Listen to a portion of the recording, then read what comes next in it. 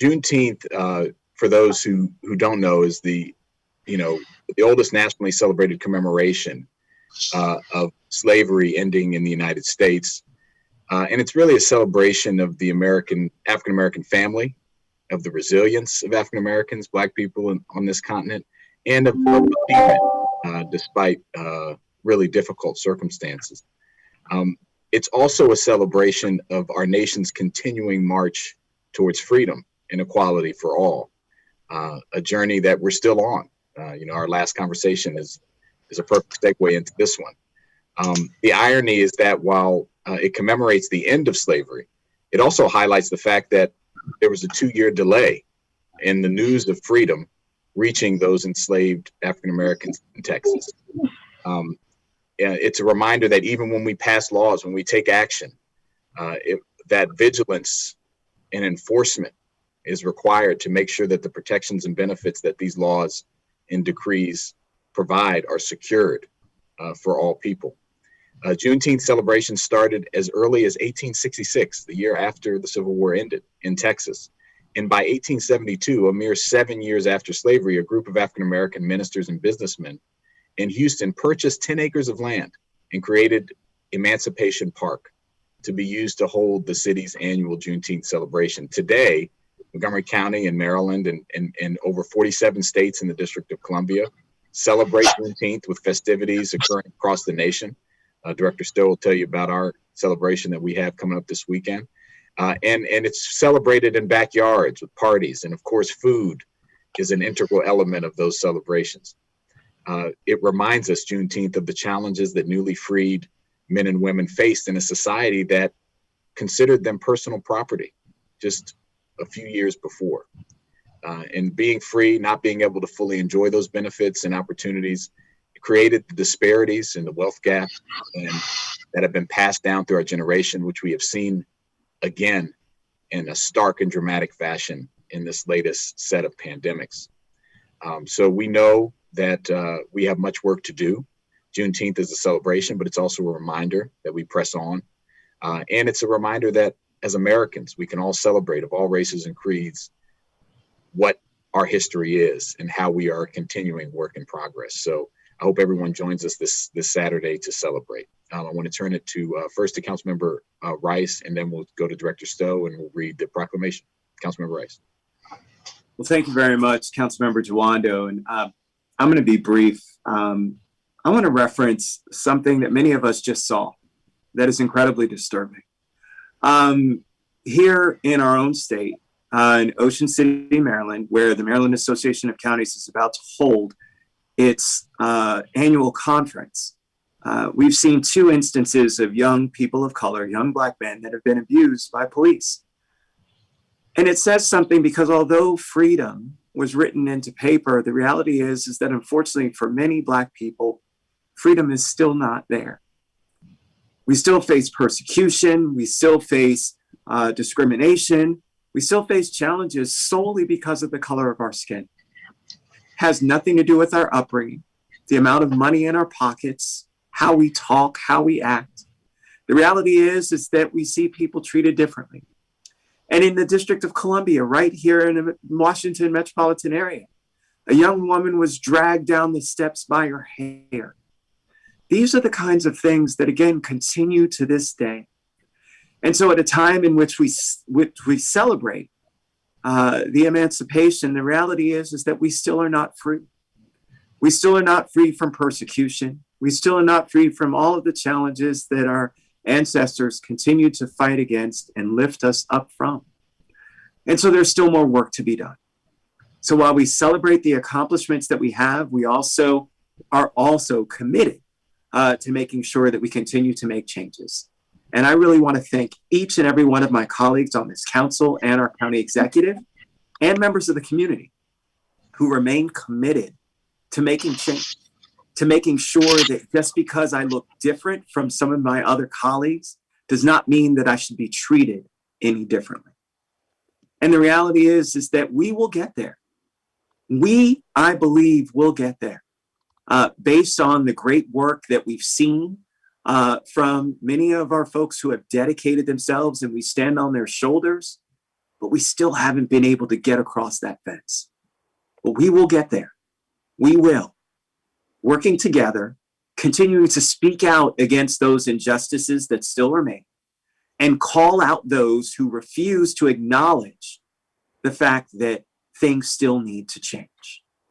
So I really want to thank everyone again for all of their great work and continuing to uplift this holiday to make sure that folks understand why this is important, why this matters, why Black Lives Matter, why it is that we need to continue to say those words and commit ourselves to what it means, which is that we continue to defy the stereotypes that just because people may have darker skin does not mean that their lives don't matter just as much as anyone else's.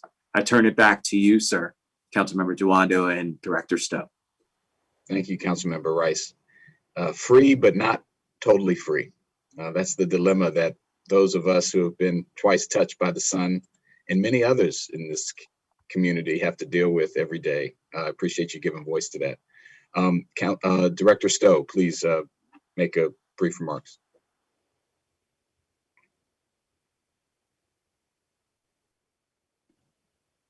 Are you there, sir? You're on mute.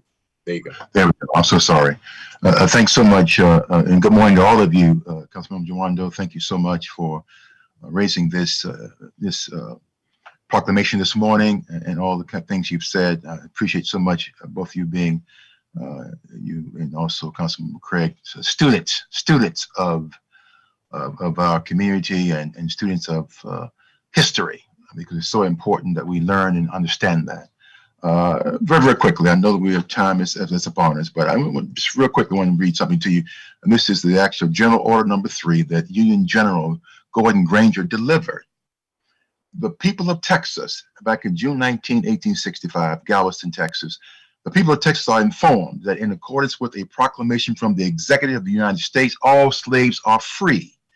This involves an absolute equality of rights and rights of property between former masters and slaves, and the connection heretofore existing between them becomes that between employer and hired labor. This is the part we don't read very often. They are advised to remain at their present homes and work for wages. They are informed that they will not be allowed to collect at military posts and that they will not be supported in idleness either, there or elsewhere. So again, free, but not free. However, in Montgomery County, we will not be deterred. We're going to lift up all the things that are positive in this community, and we're so glad that the great diversity exists here. And on this coming Saturday, we're going to be celebrating that here in Montgomery County. We're going to be celebrating those of us who happen to be from different parts of the world, having had our very essence from the continent of Africa. But here in the United States, here in Montgomery County, have pledged to work together to make a much better Montgomery County. So on this coming Saturday, folks, I've sent you a lot of stuff, so I apologize for loading up your emails with all the materials. But I want you to be informed, know what's going on. We're so thankful again for Black Rock Center for the Arts, Lynn Arts, and the County Regional Service Center, and of course to our mayor up there, Mayor Kathy Matthews. We're so sorry to see her go as well. The Arts on the Block will be involved with us. Montgomery County Library involved. Slave Museum out of Sandy Springs will be involved as well, and our Buffalo Soldiers. So we're going to have an entire day for the community starting at 10 a.m. And so we want all people to come out. It'll be our first event without restrictions here in the county. And so we want you to come out and be a part of it. And there's going to be this whole idea that during the course of the entire time, we're going to educate and immerse you into the Black experience here in the county. From documentaries to an idea we're calling the Trail of Knowledge, where we'll be teaching our young people about Juneteenth and the importance of it, thanks to our library putting that piece together for us. We've got two brothers coming in who have over 4,000 books that they're going to be able to give to persons that come and celebrate along with us.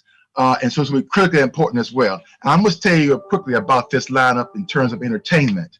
we're going to have with us, and by the way, I'm going to say, Councilmember Jawando, I'm going to be calling you a little bit later on, because I need you to kind of give your voice to our AXO program, who will be giving, again, a performance there during the course of the day.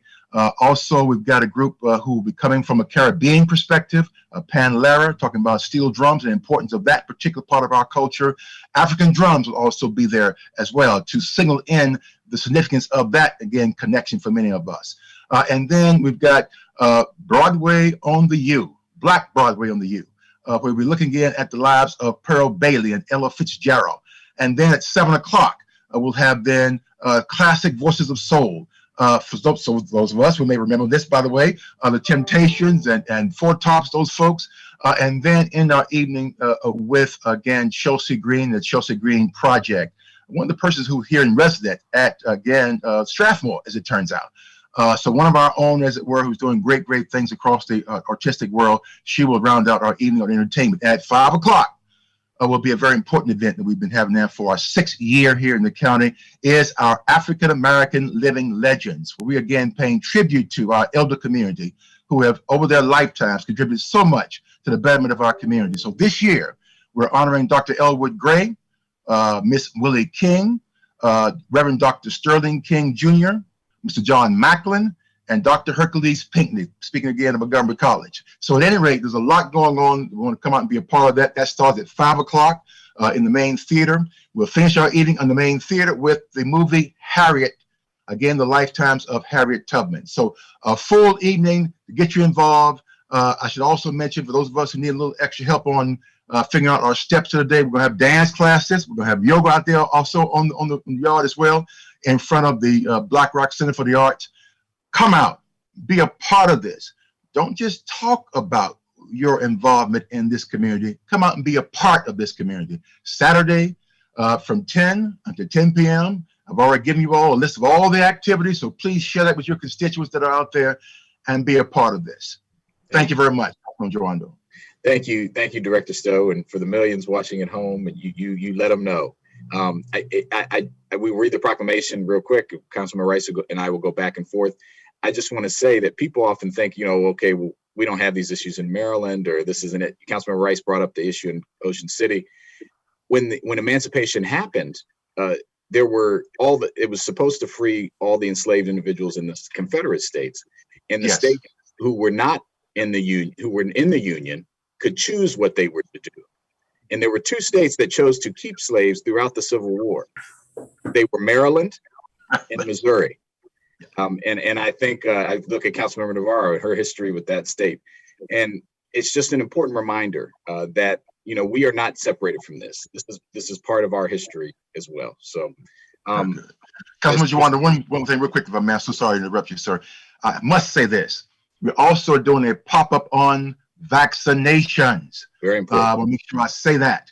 It's critically important that we get our folks vaccinated, and we still are lagging behind a little bit in our Black communities. And so we want to make real sure that our Black and brown communities, as it were, and all persons, by the way, who have an opportunity then to come out and get a vaccination, they can do so at Juneteenth as well. Very important. Thank you for making that point. All right, here we go. Whereas the Montgomery County Council, whereas the Emancipation Proclamation issued by President Abraham Lincoln legally freed enslaved individuals in 1863, but many slaveholders in Texas continued to hold their slaves, and as I said, in other states, captive for 2.5 years after the announcement. And whereas General Gordon Granger arrived in Galveston, Texas on June 19, 1865, and announced the end of the Civil War and the end of slavery. There were still 250,000 enslaved people in Texas at that time. That day became known as Juneteenth, a symbolic date representing African-American freedom. And whereas in 1980, Texas became the first state to make Juneteenth an official state holiday. Juneteenth is a day that everyone can use to learn more about freedom for all in the fight for equality and the struggle to end racial injustice. And whereas slavery set the foundation for hundreds of years of systemic racism, financial inequity, and health disparities for African Americans in the United States.